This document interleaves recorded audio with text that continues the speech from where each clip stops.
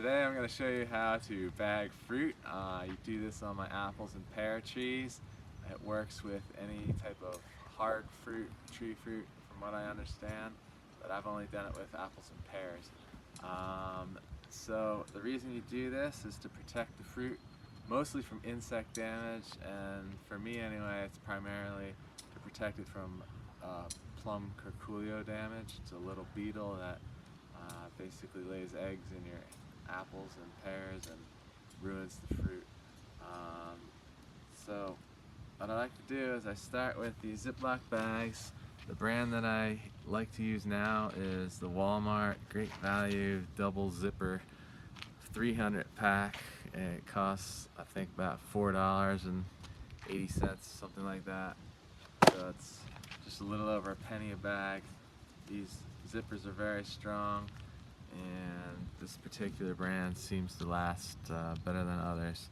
You can even use them for more than one season. Alright, so what I do is first I open them just a little bit. That's important because you're going to cut this heavy top part off because it's heavy and it accumulates water and you don't need it. So after you cut it off, it's very difficult to open these bags. That's why you open them in advance. So in addition to cutting the top off, you also want to clip these corners, and that'll give you drainage. You want to use sharp scissors when you do this. So this is a finished bag, pretty simple. You can also cut the corners off of many bags at one time, so I'm going to show you that. You just have to line them up as best you can. Doesn't have to be perfect. And again, using sharp scissors, just clip off the corners. These are all done, and you can see I just did a whole lot, maybe almost a dozen bags at one time. The tops you pretty much have to do one at a time because you have to open them. I like to just start it with a cut and then pull it like that. You don't even need to move the scissors very much. You can do this very quickly as soon as you get used to it. It's easy to do.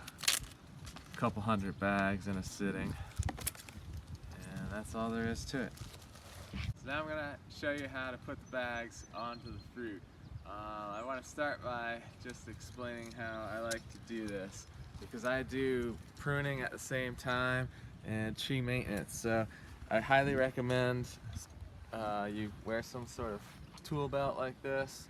You want your pruners, you want a sharpener, you want scissors, and I in particular found this brand of scissors really excellent. It's Scotch titanium non-stick. Found these at Staples, but I'm sure any type of heavy-duty scissor will work. I also like to bring my loppers along for cutting out bigger branches if I have to.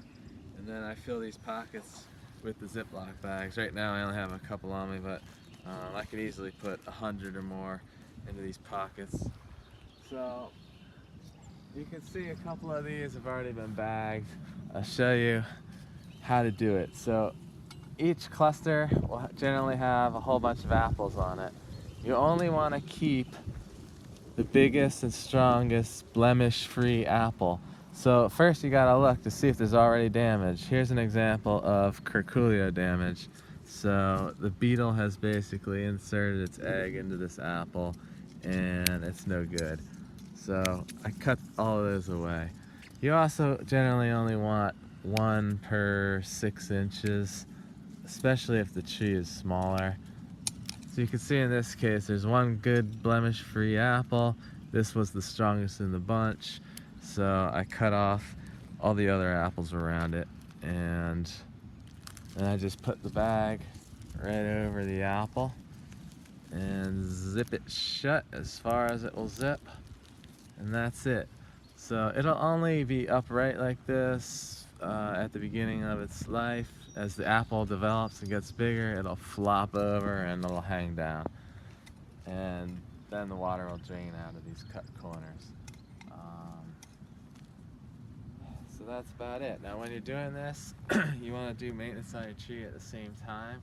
You want to look for any sort of branches that are damaged or diseased and just cut them right out.